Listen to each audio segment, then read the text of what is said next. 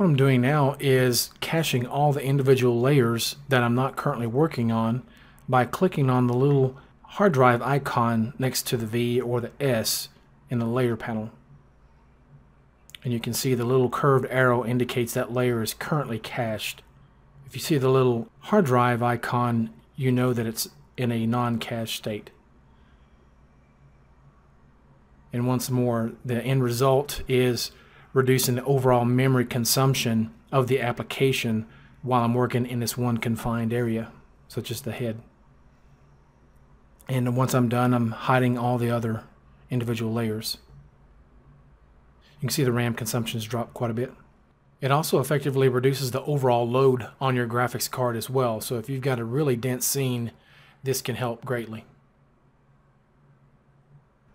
So I'm going to crank the head layer back up just a bit more so that I can keep that nice crisp edge around the eyelids. Okay, with that done, I'm ready to merge these two layers together. So I'm going to go to the right side, hold down the Shift key, and drag over the top of the head and neck mesh. Now I'm going to use the first draw mode in the E panel in conjunction with the pinch brush. Choose a sharp brush alpha. It's a little bit too soft, so I'll switch that up.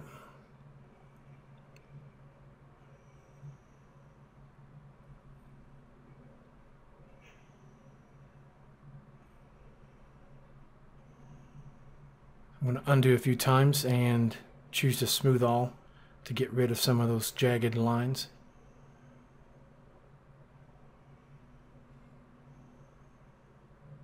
I'll switch to a build brush.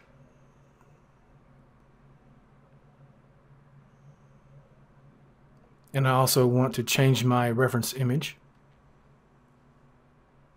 I'm going to stick with that first draw mode because even when you're working with the build brush, it still performs much like the pinch brush in that you can create sharp creases or sharp lines on your model because it's pressure sensitive for your brush radius and also for your depth level.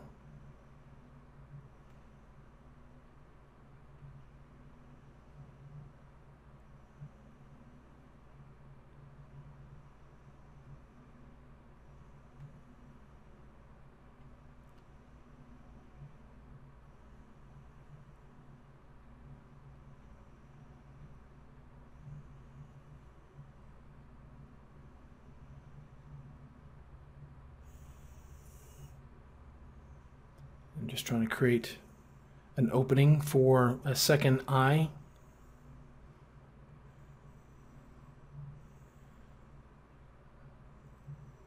It's a smaller one.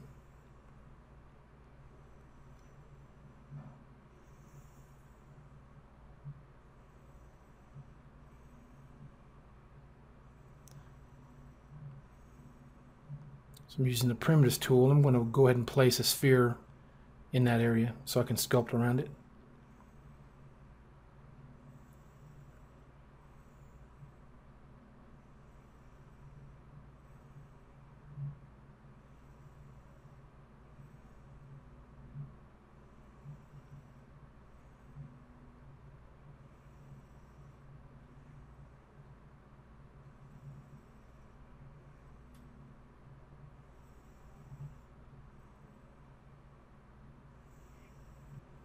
So I'm just going to reuse that same mesh that I created for the eyelid. Hit apply. Go ahead and hold the Shift key and smooth this a bit.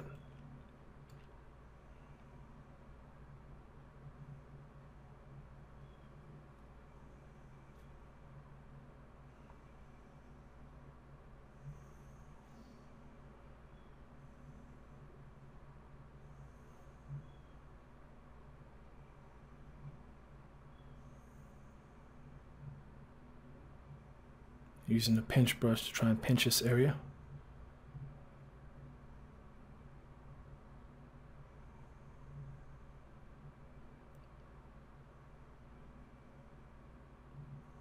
Undo a few times.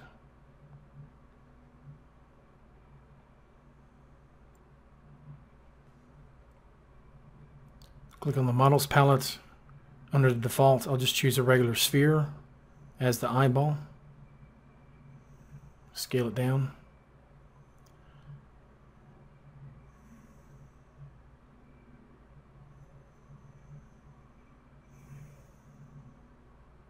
I'm going to click to the right of the root layer, and that will create a new layer.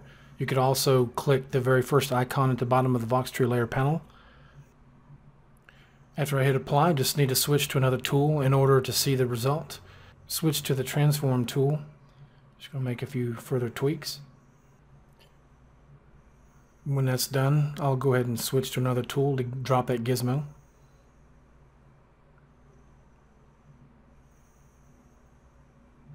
And I'll check my brush alpha. May want to smooth that object once. That second icon will ghost the layer, and that's what I want in this case. I'll switch back to the head and neck layer so I can kind of sculpt around it.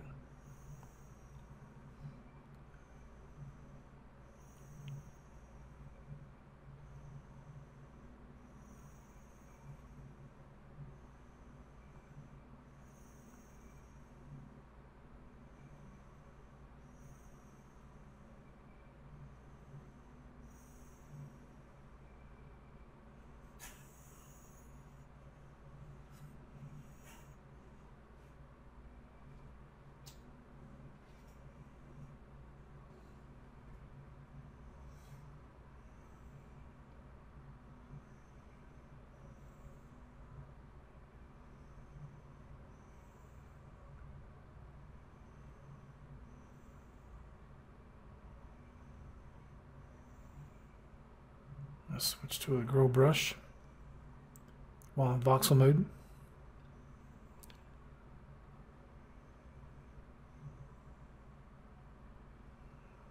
And again, this is somewhat of a build brush with a lot of smoothing involved.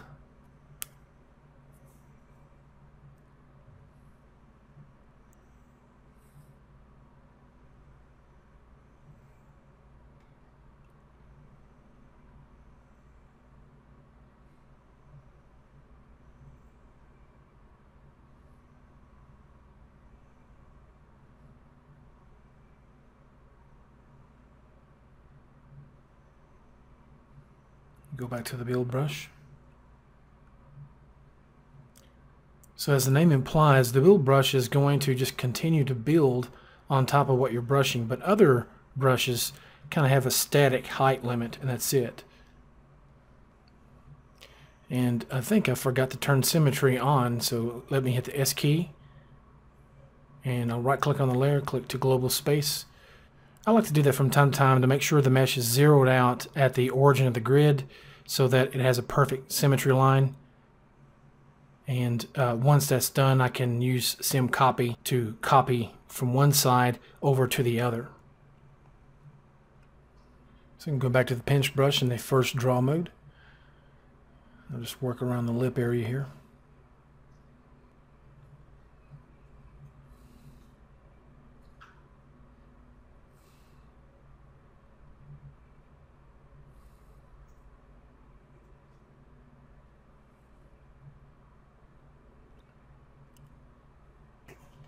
I should go ahead and mention that a lot of work has been done on the pinch brush and the other surface mode brushes since this video was first recorded, so keep that in mind.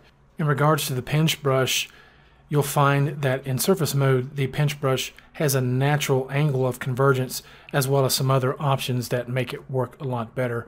Right now, again, I'm in voxel mode, and the pinch brush is not quite the same. It's considerably more refined in surface mode, and I'll switch to that mode later on. But for initial blocking out, sometimes you may prefer to work in voxel mode. It's just a matter of user preference. I'm going to switch to a different brush alpha to make it a little bit wider.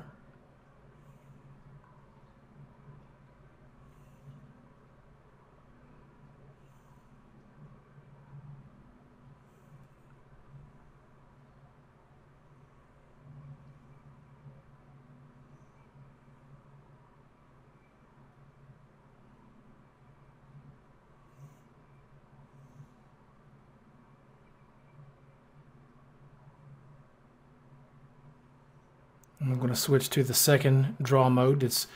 Again, it's a little bit better for broader strokes.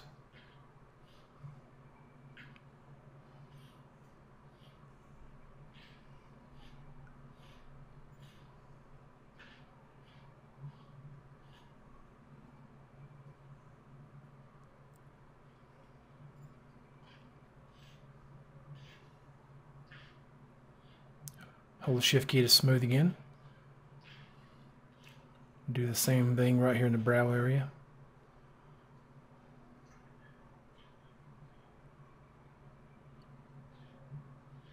I'm going to use a different spacing. I want to bring it all the way down to a very minimal amount, kind of get rid of some of that lumpiness.